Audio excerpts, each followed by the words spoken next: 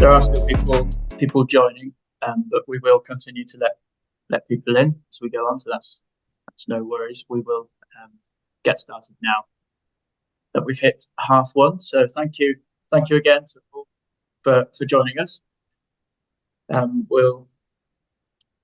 We will be recording today's webinar, just to let you know, so that a video can be sent around to all registrants afterwards. So I trust that is okay. And please also keep an eye on the chat section throughout the webinar, where we will be putting messages and answering questions. And finally, I'd just like to ask that everyone checks that they are on mute, unless they've got something they'd like to say or a question they'd like to ask, just to save any background noise causing distraction. Thank you for that. So today is the third web episode in our series of online training events, which are designed to help healthcare professionals such as yourselves achieve seating assessment mastery. Our 2024 course is called Mastering Seating Assessment, and it's to provide educational content for occupational therapists, physiotherapists, carers, and many other healthcare professionals. So, and that's whether you are based in the community or in acute settings. There's content that will be relevant to all. So there's one episode each month, each one focusing on how to assess people with a specific health condition or those who fall into a particular patient group. And today's episode 3, will be about seating people with dementia. So this is today's agenda. We're going to look at the various risks and health conditions that people with dementia often live with that should be looked for and taken into consideration when you're specifying seating for them. We'll discover how to support these people with proper postural and positioning solutions and much more. This will then be brought to life at the end by Ben Sterling, who is our in-house seating assessor, and he will be demonstrating what some of the functionalities look like and talking a bit about his experience seating people with dementia. At the end of the webinar today, we will be having a Q&A session. So please keep a note of any questions that you have. You can pop these on the chat during the presentation for us to discuss at the end. We'll pick them all up. Otherwise, you're welcome to wait and unmute and ask them in person when we get to the Q&A slide. So before I hand over to our special guest speaker today, I'd just like to give a quick overview of Vivid Care, who are hosting the webinar today. So that's ourselves. Some of you may have joined our webinars before, but for those who are joining for the first time, we've been supporting the healthcare sector for over 50 years now. We're previously known as Yorkshire Care Equipment, which some of you may have heard of before, but we're now called Vivid Care to represent the work we do both in hospitals and the community right across the whole UK. So our mission at Vivid Care is to enhance lives through advancing care, as it says there. And our focus is on providing specialist care seating, profiling in hospital beds, moving and handling equipment such as falls prevention, patient lifting devices, and then also mobility equipment. So we really strive to equip complex cases and individuals facing challenging health conditions with optimal resources and equipment, which really help them to have the best quality of life that they can. We're actually part of Core Care Group, so our sister companies include Innova Care Concepts, who specialise in hoisting and installed healthcare projects, and then there is Aquadapt, who help with home adaptations. So without further ado, I'm extremely excited to introduce Alex Fisher to you. Alex is going to be presenting to us today, and as a highly experienced and senior occupational therapist, we can't wait to learn a huge amount as we listen. We've worked with you on a few projects now, Alex, and your knowledge and real care you show for the people you work with to help is inspiring. So welcome. I'll stop sharing my screen, and we're looking forward to your presentation. Okay, it looks as though there are some people that seem to be having some sound problems in the chat before I begin, because I don't know if you've seen that. I just wondered if those could be checked out, please. Okay. Thank you. Fine, we'll address those in the chat. Sorry, I don't know if you got it. Fabulous, fabulous. Thank you. And thanks for the introduction. No pressure whatsoever.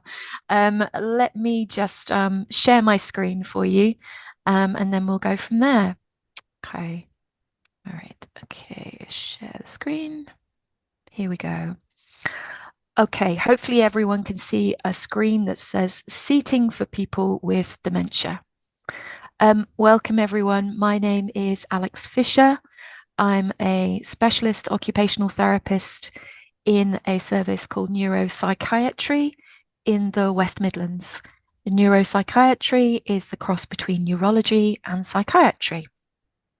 Okay, it is a specialist service, so it's what's called a tertiary service, and we get people referred to us throughout the West Midlands, anything down from Shrewsbury down to the Forest of Dean and across. Okay, I'm also a honorary clinical lecturer in Huntington's disease at the University of Birmingham, and that will be our next webinar, which I think we're doing with Vivid. And I'm also a European associate of an organisation called Factor H. And I've put a little link there if you'd like to look at that. And that's for people living in Latin America with Huntington's disease. Okay. So thanks to Vivid for asking me to talk today. I'll be taking a lot of my experiences from my work as a clinician since, let me see, I qualified in 2005. And my range of experiences is with people with dementia, neuropsychiatric conditions, adults who are very hard to engage. I'll be drawing from all of those experiences today when I speak to you. Okay. As I have a tendency to get a little bit passionate about subjects, I'm just going to start my timer so that we don't run over time, because your time is very valid too. Okay.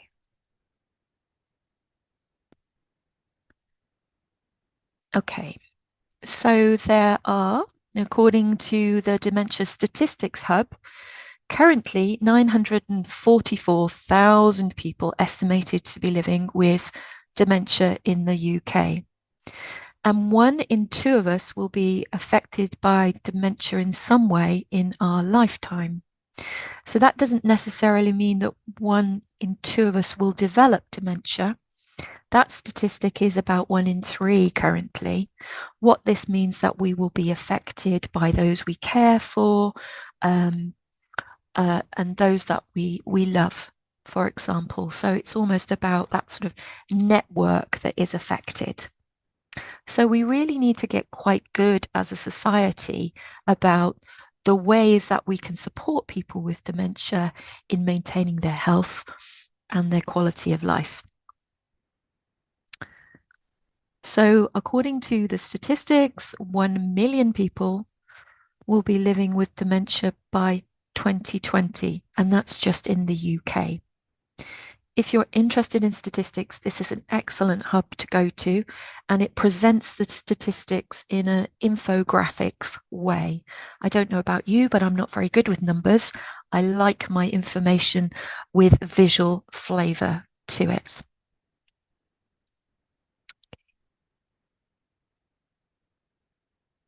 So what do we mean by dementia? Well, dementia is considered a range of symptoms that results from degenerative brain conditions. So what that means is that dementia falls within different conditions, and therefore there are different types of dementia. Now, there are multiple types of dementia. Many of us know Alzheimer's disease, for example, vascular dementia, Lewy body dementia, mixed types.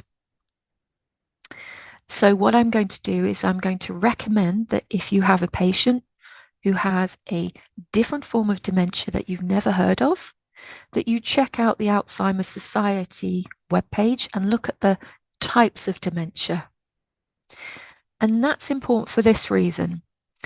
The conditions within which dementia occurs all have different ages of onset, different clusters of symptoms, different patterns to their symptoms, and different timelines to their deterioration. Some might be very quick, for example. Some might be very, very slow. Some might have a step-like progression. Okay. Some might be very much focused on short-term memory. Others might be focused, for example, on difficulty with executive function.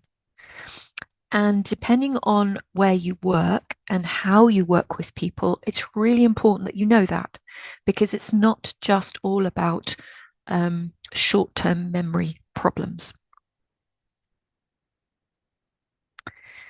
What I also need to point out is that people with dementia, and from this point on, I'm going to refer them as PWD on the slides, certainly, they're more prone to multiple health conditions. And they're also known in the literature as comorbidities. So people with dementia are more prone to multiple health conditions. And that's really important when we're considering seating. The gradual impairment in brain function affects memory, speech, cognition, so thinking, personality, behavior, and mobility. And Dementia Australia is a really, really good place to look at this. They very much focus on function rather than diagnosis. But all of these things collectively lead to a decline in functional ability. And what I mean by functional ability is the ability to undertake one's activities of daily living, those things that are meaningful to you, those things that are dull, those things that help us engage with people. That's what I mean by functional ability.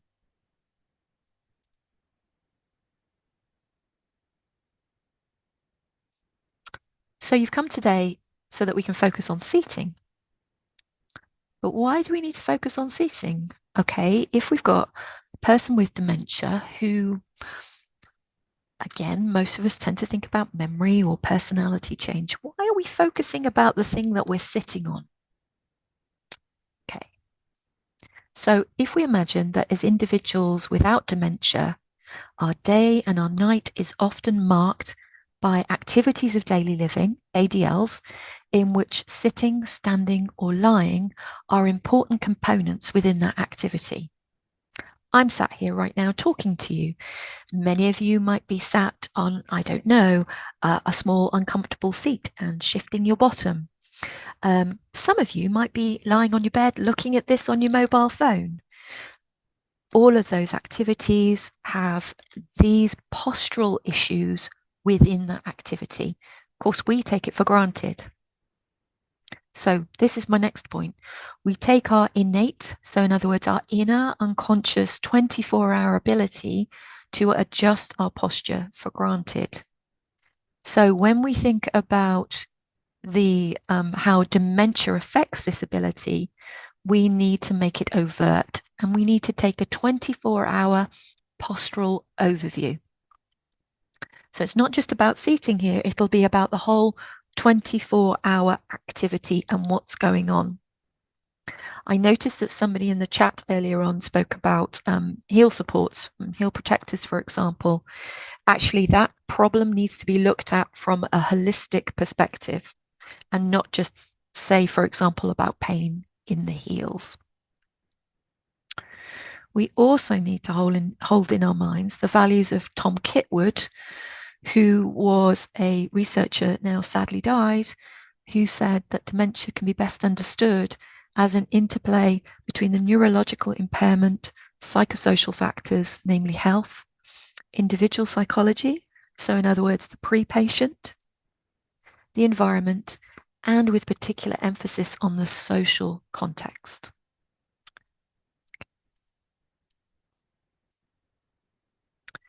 But specifically then, if we take that, as seating is a very important part of our activities of daily living, the other things that we need to know are, okay, what's going on with regards to seating? What's the evidence, if you like, with regards to what seating does for us? So People with dementia have a low registration of pain, which includes contracture type pain. Okay. And that's where the muscles shorten. Pain in people with dementia may manifest as agitation or withdrawal. So, in other words, because of their language impairment, because of their ability to perhaps not communicate in the same way, they may not be able to A, feel pain, and B, communicate pain, but they communicate pain in a different way. Spasticity and dementia lead to an increased risk of pressure ulcers. Okay. Pressure ulcers cost the NHS more than £1.4 million every day. That's a huge sum. And therefore, if we're looking at seating, we need to be considering the impact on pressure care.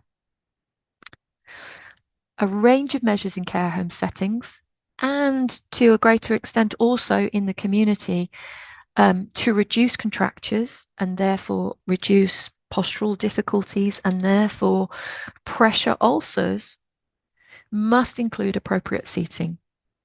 And seating therefore improves functional ability. Okay, so there's this interconnection between everything with seating at its heart.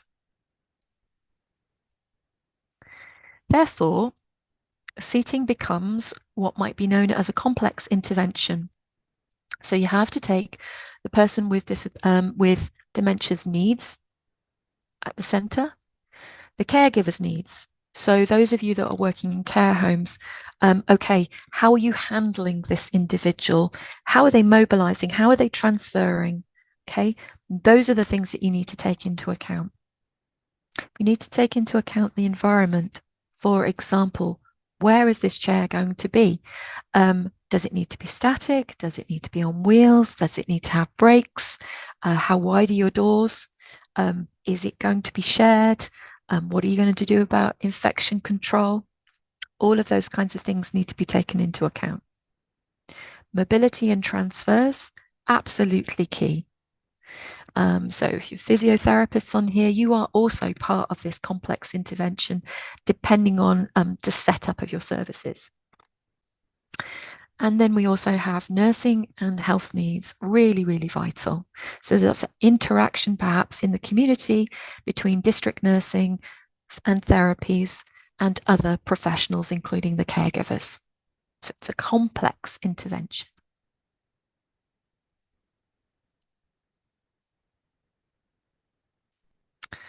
Okay.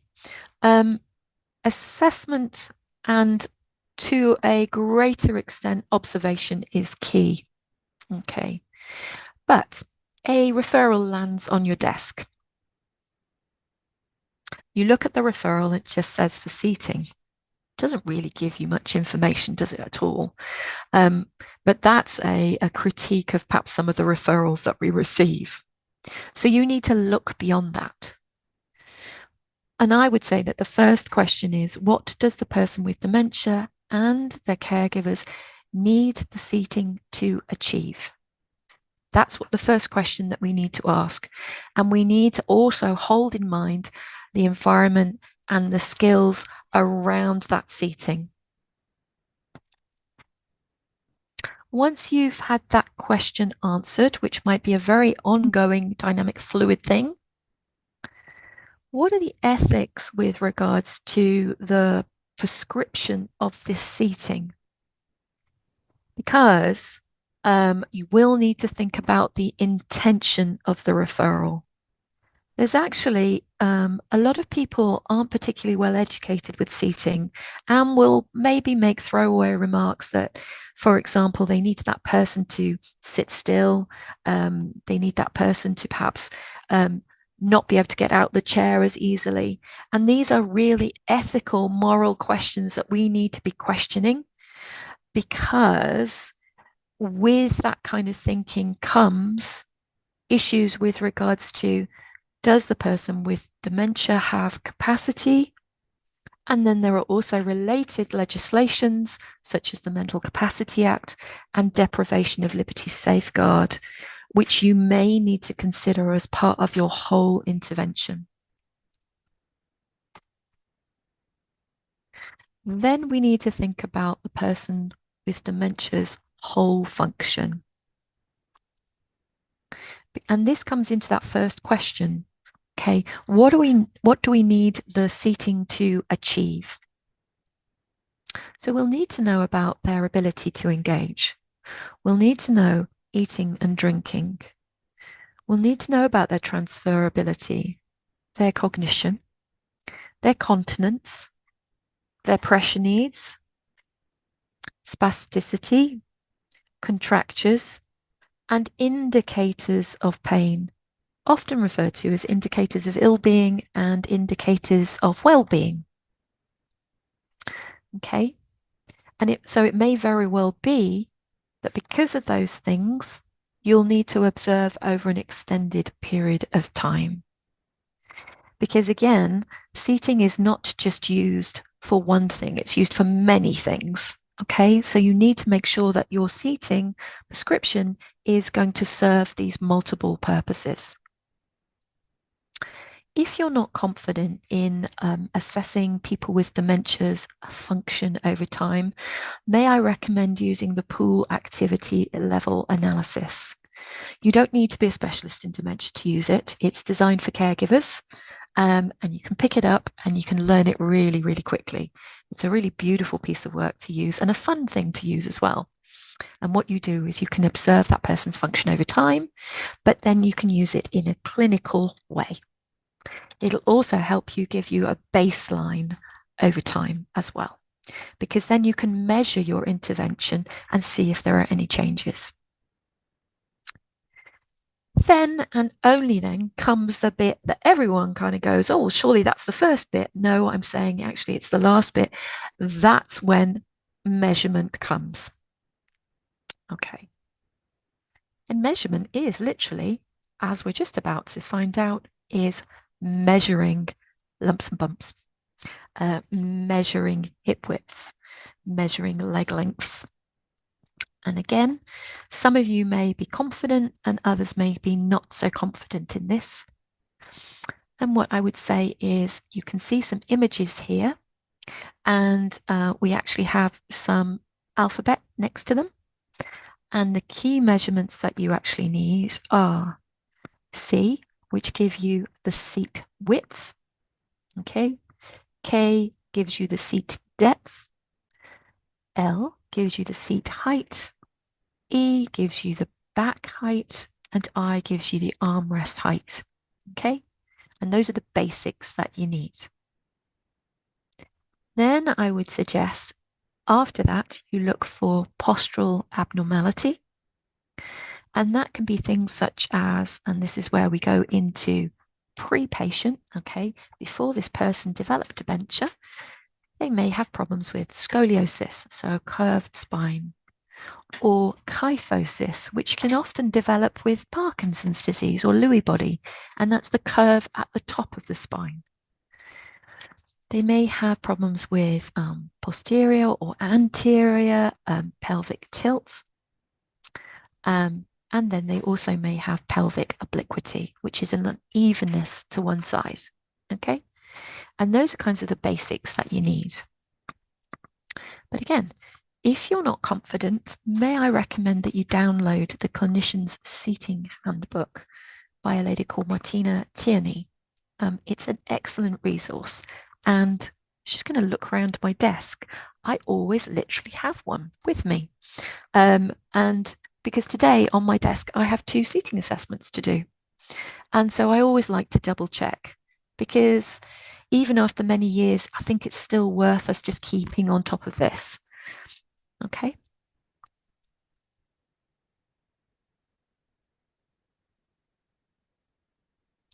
So let's take a look at what an assessment might look like.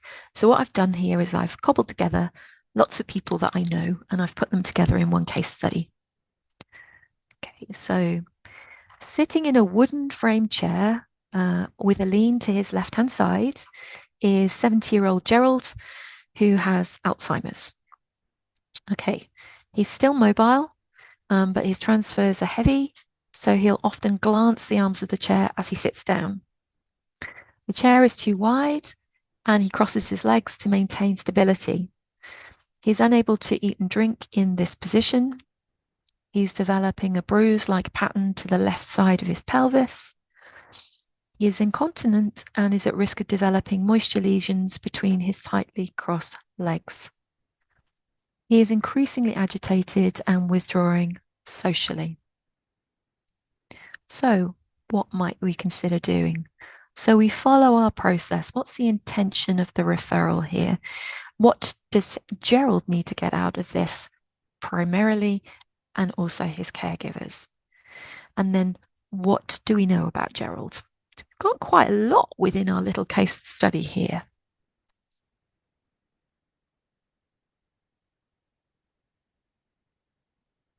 Okay, so this is what I would do. Okay, a correctly measured chair, as per the measurements a couple of slides ago, will allow Gerald to sit in the midline, which literally means the middle of himself and the chair. And what that does is that, with padded arms, allows him to sit without any pelvic slants. So therefore it minimizes the bruising and injury from his lean. It also minimizes the injury and bruising from transfers too. So therefore, what we're doing is there is less pressure down through the pelvis, so the redness on his skin dissipates. He then starts over a period of time, and it might not be an immediate thing that you see, to uncross his legs as he's able to place both his feet on the ground, and therefore that reduces the risk of moisture lesions. Okay. I mean, that's particularly problematic for gentlemen, as you can imagine. So it's a really, really important consideration. Because of his weight loss and his incontinence, the chair should have built-in pressure relief. And there are various sort of levels of pressure relief. So again, with your nursing colleagues, perhaps you'll be looking at Waterlow scores, because Gerald may be on additional medication that is affecting his skin and his circulation. But mainly because of the continence issues, a breathable material was chosen. Okay. Measures of ill-being, such as the frequency and intensity of agitation, reduce. And observations of increased initiation in function, which can be standardized or non-standardized, because they also include social interaction, increase. So what we can firmly say is that the introduction of specialist seating, or seating that has Gerald at its heart, with his needs at his heart, have actually improved Gerald's quality of life. Okay. Now that's a very simple case study, but it comprises all of the basics that you need to know.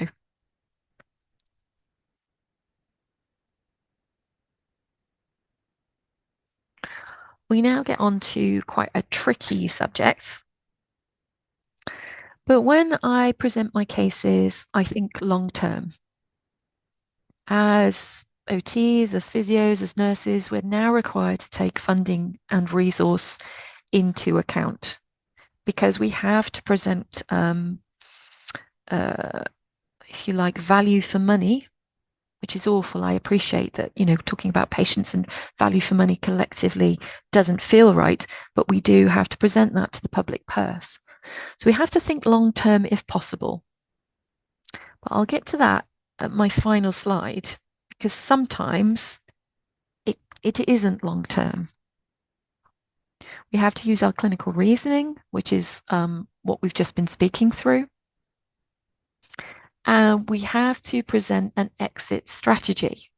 And by that, What I mean to say is that when you provide your reasoning and your report, you will say, what happens if you don't provide this?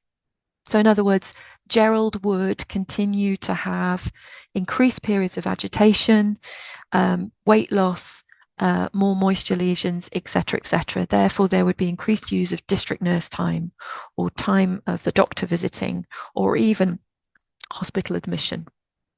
Okay, so that's why you have to be good at measuring sort of ill-being and well-being and function and showing what your intervention does. So I work in the community, and so often what I have to do is I have to go and make friends with my local authority equipment providers. Now, depending on where you are in the country, they will be responsible for where you make your application to for your seating.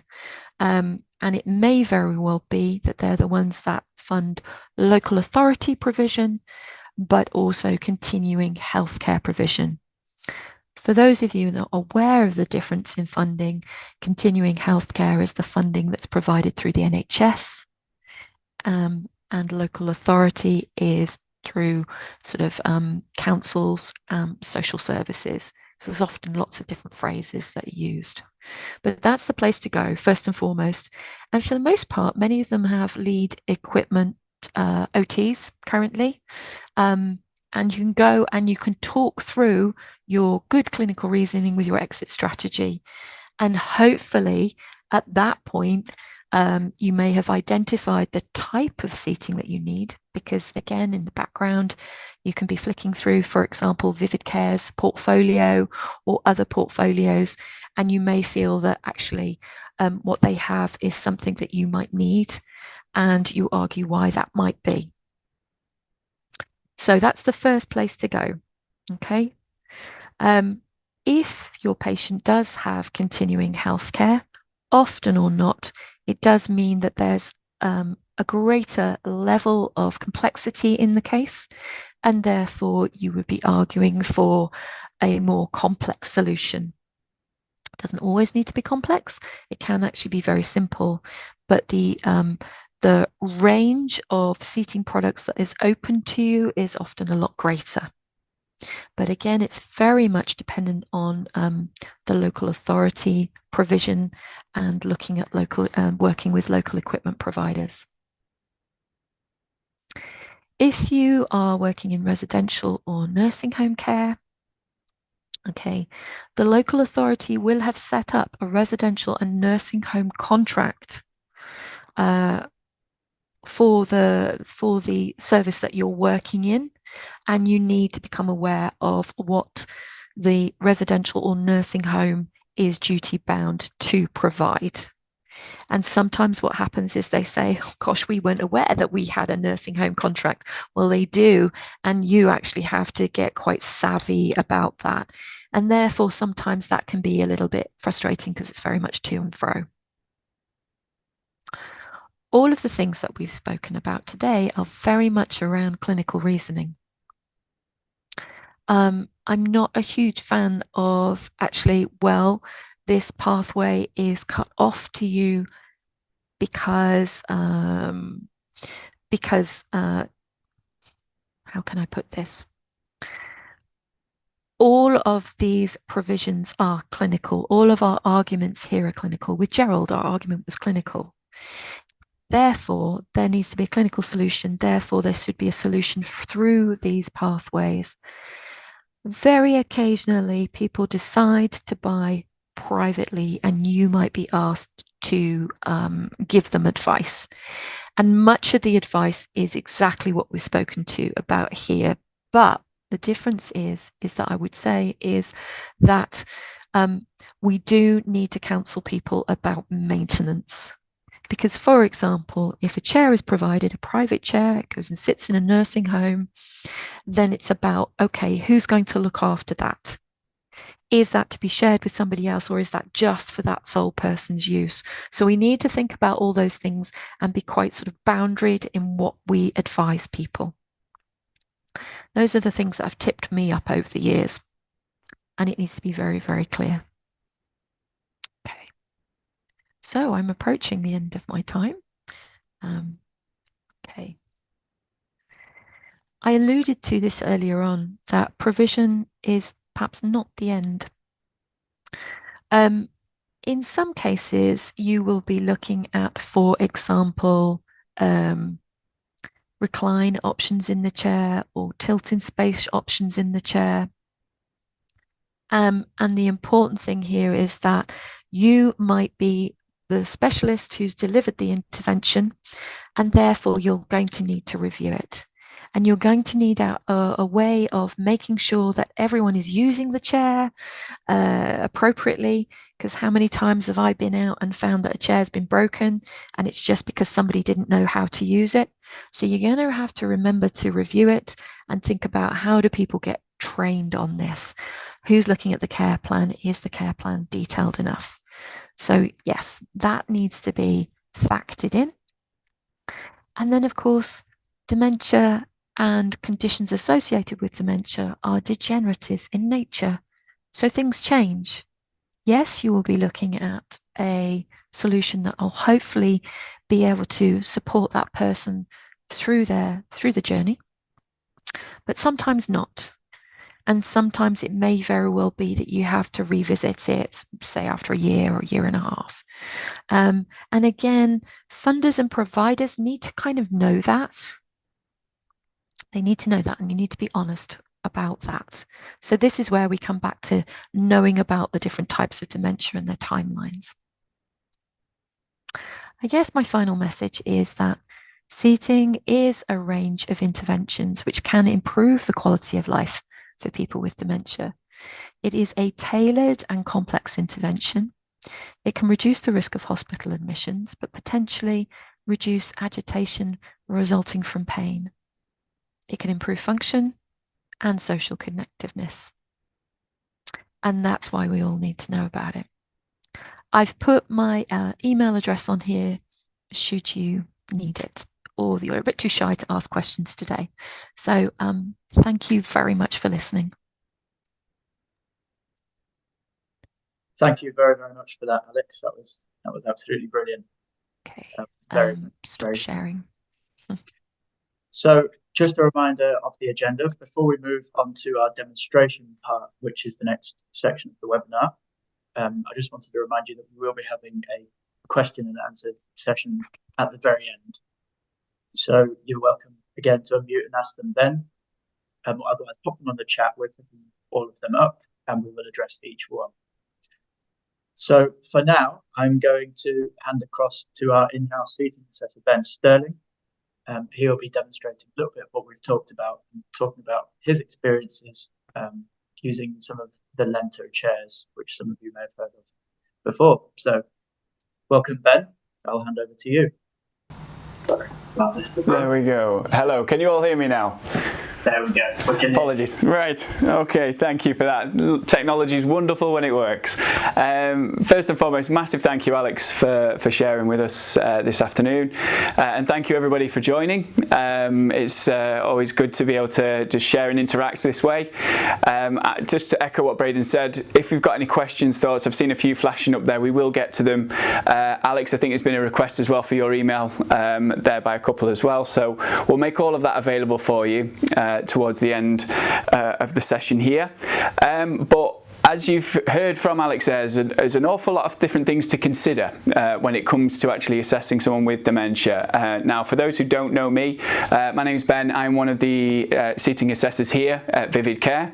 So my day-to-day consists of going out with OTs or physios or various other care staff and actually assessing individuals with specific needs. Dementia is very much a common one that I find myself coming into contact with.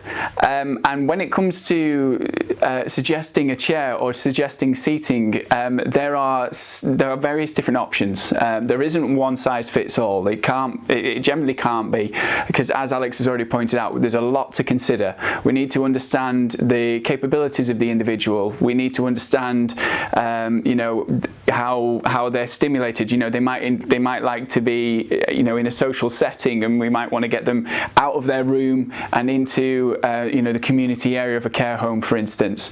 There's various different things to consider. Now, the chairs you see here in front of me today, these are all parts of our individual range at Vivid called the Lento seating range. You'll see they all look very, very similar in presentation. They've all got the same cushion configuration. They've all got the same sort of variations within pressure relief and things as well, but they all do slightly different things. And so what I'm going to quickly do today is I'm just going to run through each individual one to show you some of the things to consider, or some of the benefits, or some of the things that might help an individual, and then we'll also look at you know, maybe not so much the downsides, but some of the things that it can't do, and therefore it might help you in sort of identifying what's going to be best. I have got a couple of scenarios that I can talk through as well as we go. Okay, so we'll start with this chair here. So this is our Lento mobile chair. Now, with all the chairs we offer and provide, we want to provide something that is going to last as long as possible on the journey that that individual is on. So it needs to be adjustable, it needs to have adaptability to it. So every single one of our chairs we can add accessories to, we can chop and change things, and they are very flexible in how they're built and designed. With all of them, as it came, Alex mentioned those key measurements that we need to think about, you know, seat width, seat depth, seat height, arm height, back height. All of those things have been considered within the design of each of our chairs, and that they are all adjustable as we go. Somebody's struggling to see the chairs, Braden. Don't know if you can help with that. Double checking the settings now to see what might be happening. I'm not sure if you might be able to just turn your video off and on again. Please. I can certainly try. Sorry about this all.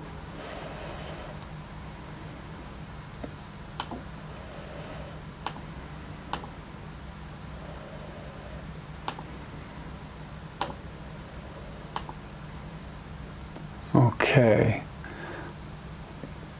Okay, I'm not sure if people in the chat are able to let us know whether you can see that now.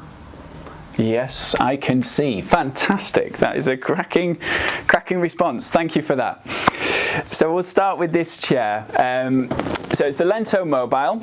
So what this basically is, this is a portable rise recliner chair. So at the back, we've got a push-pull handle here for anybody who's looking to maneuver the patient around. They can hold on to that point. We've got braked casters on all four sides. All four wheels are braked.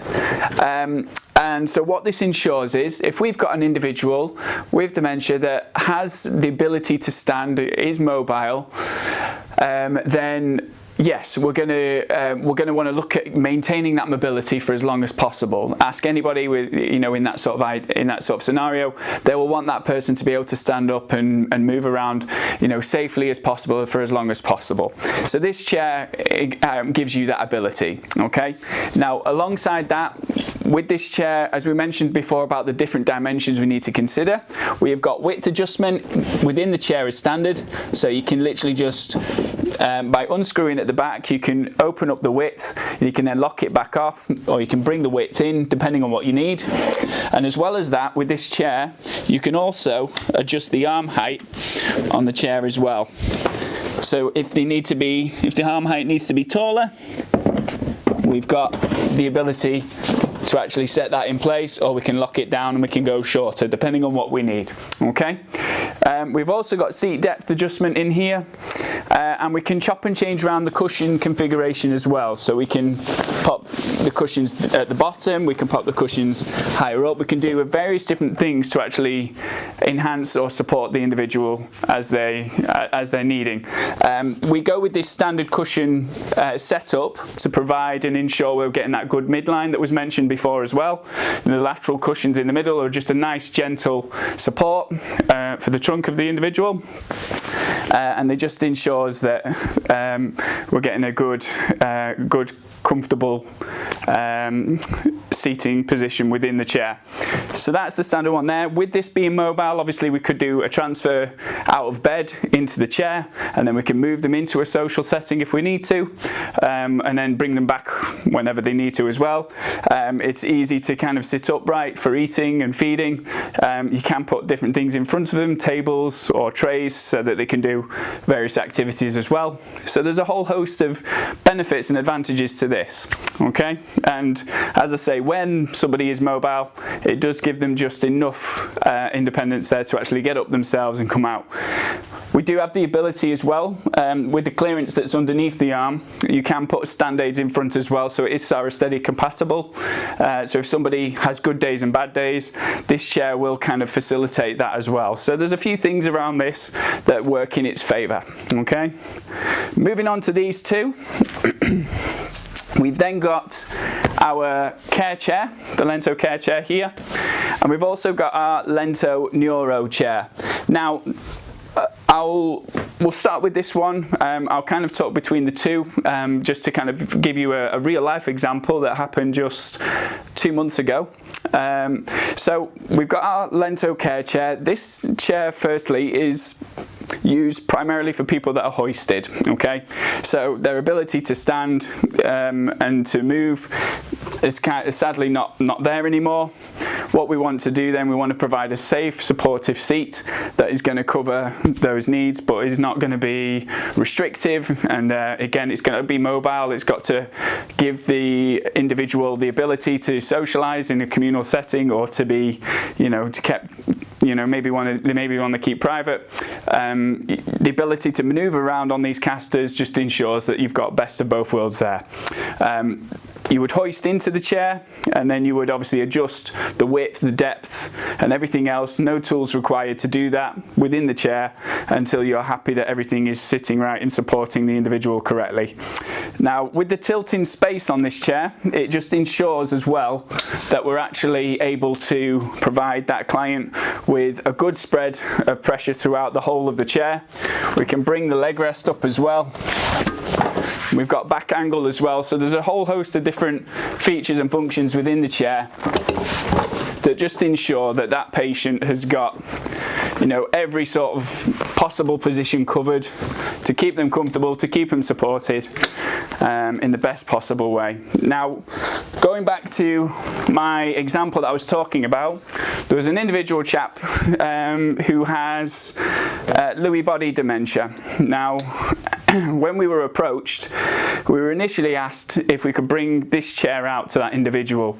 The patient's other half was basically concerned that they would slide out the chair if they were in just a standard sort of chair with a flat cushion. They wanted the seat to be raked, which is what this one is, just a nice ramp down to keep that person in position. They didn't have the ability to stand, and so they wanted this foot block in place. There was nice channeled, cushioned.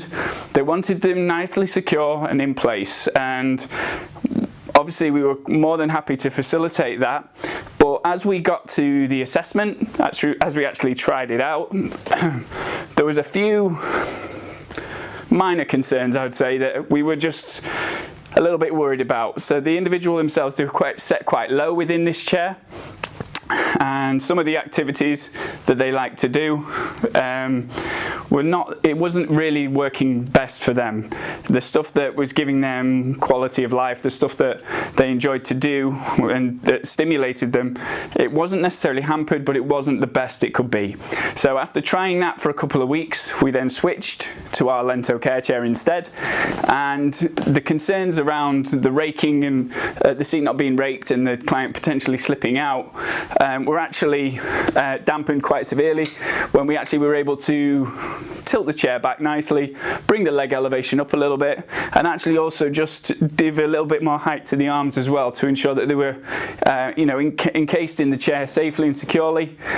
With it being set higher, it meant that the activities and the stimulation that they received on a day-to-day basis was actually a lot more impactful, a lot more beneficial, and so we very much decided this is probably the best fit for that individual. But the idea of trying trying, the idea of actually exploring these things is quite an important one, because ultimately, as a business, as an individual, I'm not here to shift, or flog chairs that aren't actually going to work. We want to, as it says behind me, we want to advance care, we want to enhance life, we want to make sure we're doing right by the end user, as do you guys as well when it comes to reviewing seating. And so we're going to cover and explore every option. We're going to ask the questions we need to ask so that we can actually get to that solution that's going to work best. I have in other instances used this chair instead, the neuro chair instead, and it's worked brilliantly for the individuals there as well. There's a very much a mixture of options available and at your disposal. In terms of pressure care for all of these as well, we have, our range goes from a medium memory foam cushion to a gel cushion to even alternating air. So depending on the severity and the needs of the individual, we can match that. We can provide something that's actually going to do the job for that individual. But yeah, when it comes to the topic of dementia, it's very much an open sort of book, or it's very open-ended in the sense that we need to understand a little bit more. What does that individual need? Do they need social interaction? Do they need more support? Do we need to consider their mobility in all this? Do we need to ensure that when they're sat in the chair that there's no danger of them slipping out? There's a few variations there. With the chair range that we've got, we've always thought of those different things. We've got those different things in our minds, and we want to ensure that we do right. So we will obviously put forward the best options there. Just another thing as well, when it comes to applying for funding for these different bits and pieces, and obviously putting forward a case with councils and local authorities, we do our best to support that by providing justification templates as well. So if you were to come out and do an assessment with us, we'd obviously put forward the chair we feel is best, and then we would also provide you with some literature that just goes through some of the key benefits of that chair and why it's perhaps been selected for this particular incident, for this particular individual.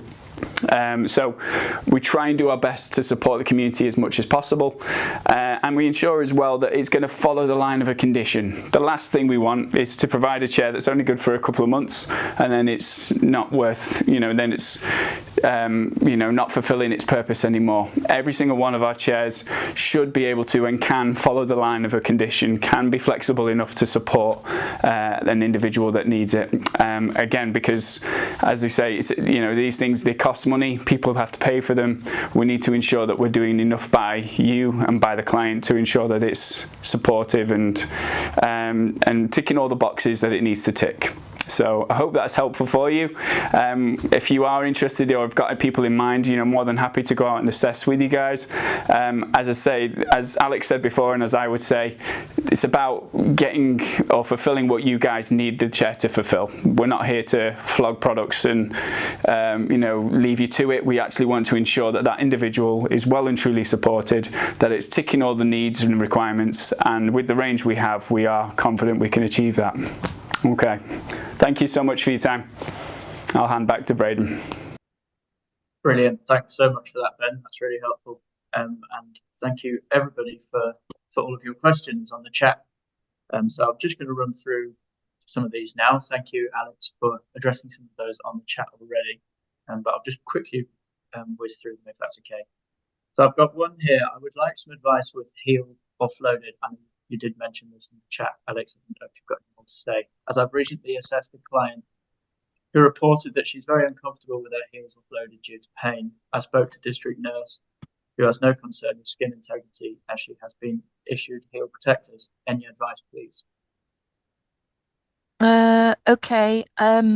So heel uploading. I'm not familiar with that term. Offloading, sorry. Offloading. Okay. So heel offloading. Okay. Okay. Heel protectors are just one aspect of a person's care, as is I suppose, the presentation of the skin. If the lady is still experiencing pain, then actually it's probably about looking at her through her whole function. I would say, I'm sorry, I'm not quite sure which profession it is that's posted this question, whether it's a nursing colleague or an OT or or physio, I'm not too sure. But in your role, are you able to look at their whole function, see when pain occurs and when it doesn't occur? Because just having the heel offloaded doesn't necessarily mean that the pain is there at that time and not at other times. So it's about looking at the whole thing. Is there some hamstring tightening going on, for example?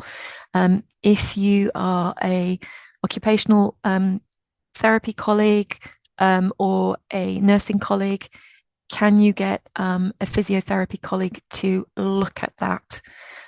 Because there'll be a number of different triggers potentially for the pain. So again, just because there's no concerns with skin integrity or the presentation of the skin doesn't mean that that is not an issue for that lady, and it's about exploring it holistically. Seating will be part of this. Seating will be part of it, but it won't be everything here. There is also, obviously, as we've said earlier on, her condition to consider. So she is a person with dementia.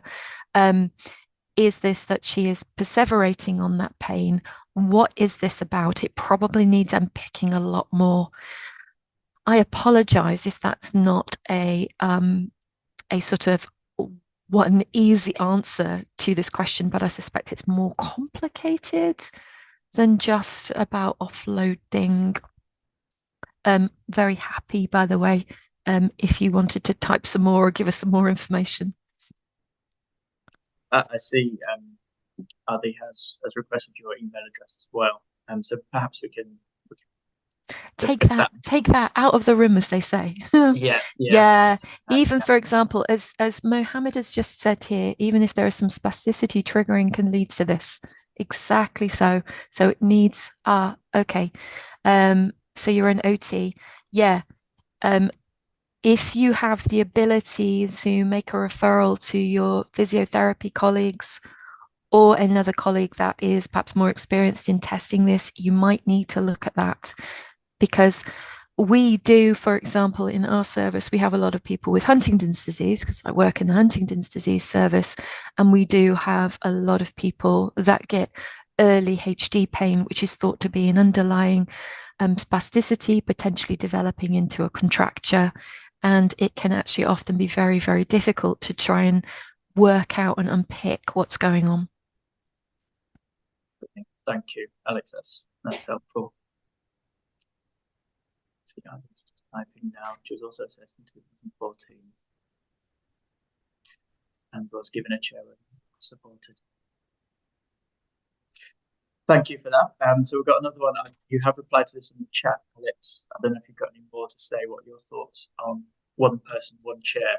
And oh yeah, Andrew. Sorry if I was quite sort of fixed with my answer. So I think we have to be realistic about one chair, one person, depending on how the chair's been funded, all of those kinds of things. However, I do feel quite strongly that actually, if we're going to assess an individual, that chair is for that individual. And we have to be really boundaried with that. See, and just put a little bit more in the chat there, Alex. I was referring to provision of seating to meet postural support needs and also mobility needs, i.e. where a separate wheelchair would not be provided. You see, again, I feel really strongly about that. I feel that we are in a position to advocate for a separate wheelchair if appropriate. The way that I see the world, and I appreciate that it could be different to you, Andrew, is that a wheelchair is in lieu of a person's legs, i.e. walking. And wheelchairs do not, even with the best pressure care and support in the world, you can only probably go up to sometimes 4 hours max, depending on pressure and postural needs. And therefore, a person is entitled to a bed, a chair, and 2 legs. And that's what we should be aiming for. So my apologies, I misunderstood. No worries, thank you. Thank you, Alex. Oh, ditto, he's saying, okay, yeah, great. Yeah. Cool, we're on the same page on that one. Yeah. Good, thank you. That's helpful. There's a couple of people there asking just about email addresses, and yeah, no problem, Cassie. We can send the PowerPoint to yourself. I've also got Kerry asking, do you offer extended trials for the chairs, please? We do offer a few different things around this, but if it's okay, we will get in touch with you directly and just understand a little bit more about your needs. And then we can discuss that a bit further if that's okay. I was going to say, yeah, we're quite flexible on that, aren't we, Braden, in terms of how we approach it. But again, case by case, it depends on what the issue is and instances, but quite often the answer is yes. Yeah, exactly. Thank you, Ben. And then the last one that we've got so far is from Brian. From my observation, the chairs are not protected. Will it not allow for the user to slip off? That's one for you, Ben. Yeah, so in terms of protection stuff, I mean, with these bits and pieces, you can add accessories too. So if you're thinking about lap belts and things like that, they all come with the fixings and things ready to receive that. So if that's a concern, that's definitely something that we can do. Chest harnesses and things as well where needed. But in the cases of dementia, you've got to be really careful, again, as Alex alluded to. You don't want, if they're not able to kind of determine themselves what sort of restraint or what's required in that respect, it can be seen as restraint, and then you're getting into a bit of a, it can get a bit messy and a bit dangerous. So it's about the individual on the case-by-case basis. There's no real danger of people slipping out of the chairs as standard. You know, if you've got a tilting space on, if you've got the legs, the foot plate down and supported properly, even with our neuro chair there. But you know, in terms of the rise recliner chair, again, it does have that tilting space and leg elevation. So sorry there, got a few other things flying up in the chat. I don't want to be speaking over anybody else if there's anything there. Well, I'm going to say to Adita, Huntington's disease, that's for my next webinar. That's a specific topic in and of itself, which actually will probably feed into Brian's question about people slipping out. So, Brian, it does need to be on a case-by-case basis, and you can't necessarily put in restraints for keeping that person in. You need to look at their capacity. You need to look at deprivation of liberty and all of those kinds of things. And so I get back to my original question, what is the intention of the seating? What's the purpose of the seating? Need to be really, really careful here. Yeah, I mean, to just to give I suppose it's a sneaky peek, I guess, in some respects, but with the chair we've designed here, the Neuro, it is something that supports people with Huntington's. So the seat that's raked here at the moment, the main action on this is to just ensure that that's well and truly down, and that the legs here are supported well and truly as well. So this action of raking the seat down just ensures that they're safely in space in the seat without the need of any extra restraint or lap belts in that respect. So it's just something maybe to consider, or just to kind of whet the appetite before we go into our next webinar. But I agree with Alex. Again, it's a case-by-case thing. We can't be going all gung-ho straight away, restraining somebody in that respect until we've actually tried a few things. So I tend to go up the gears in that respect, and it's usually, often it's the case of those individuals who are in a care home or in a nursing home, and they've got care plans around all of that anyway, and so they need to kind of discuss and make sure that they're not going in breach of their side of things as well. So there's always a conversation to be had before we just jump straight to this is what they need, because we need to see how they do with the other things that we have. Does that make sense? Are you understanding that, Alex? Is that making sense to you? Yeah. Cool. Thanks, Ben. I've got another one for you as well from Mohammed. All right. Is it possible to get a timer setting alarm in the chair to change the position, as it has recommended to change posture in every 2 hours?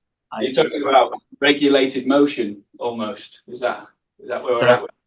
He said, I've seen clients sitting in a chair in care home in the same position for a long time.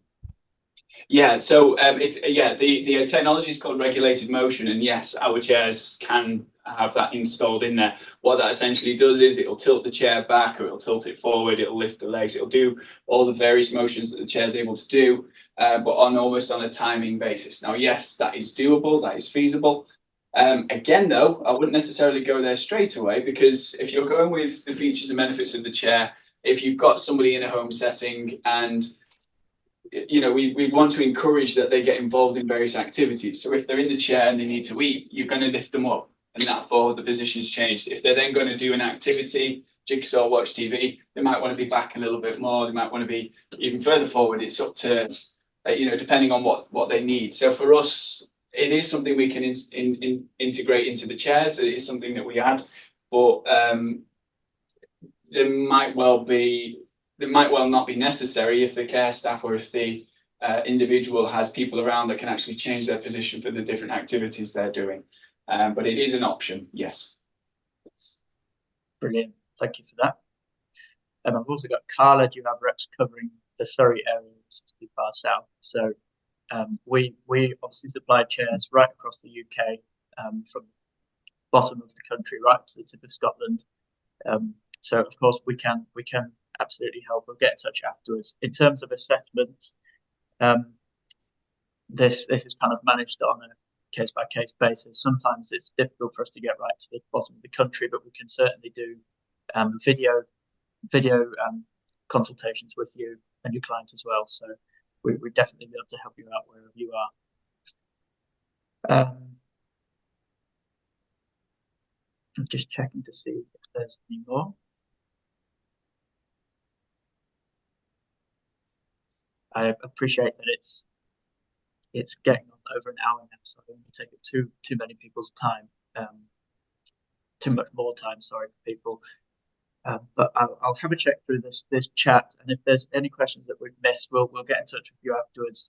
And we'll make sure that those are all addressed. So just before we finish today, I'm going to share my screen. I just wanted to highlight some of the resources we've got. So we've got a huge bank of digital resources on our website, which are available on the Our Resources section. And it includes all sorts of things, but one of the key pieces that we thought would be relevant to yourselves is our seating assessment form template, which you can use as a checklist and a place to take down notes when you are completing seating assessments. So this can obviously be downloaded and filled out digitally, or it can be printed off and brought with you to your client. And by using this template, you can just be sure that you won't be forgetting any elements to be taken into consideration. And you can tick off all the different key health pointers that are so important when specifying chairs. Alternatively, obviously, we do have our team of in-house seating assessors as well, so they can come and join you and help you work through all of the really important aspects. There's a lot more on our free resources section as well, so you can have a look at our ebooks, right through to justification forms and templates when you're trying to secure funding, and also training videos, recordings of previous webinars, and much more. So please do go. As Alex has said, we have another episode of our course next month, and that is going to be about seating people with Huntington's disease, and Alex is going to be joining us again for that. So this will be able to be registered for on our website very soon, and before the end of this week. So we'll be sending out an email to everyone, letting people know when that's ready to register, if you would like to join us again.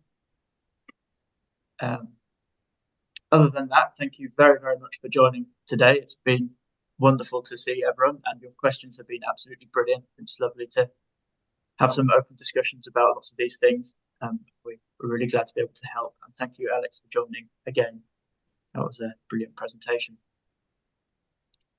You're welcome. I hope we've demystified it a little bit, because I know it can be quite overwhelming. Yeah, it's a massive topic, but we've packed as much as we can into an hour for people. And please, if there's further questions from anyone, we're always available. So please do get in touch at any time.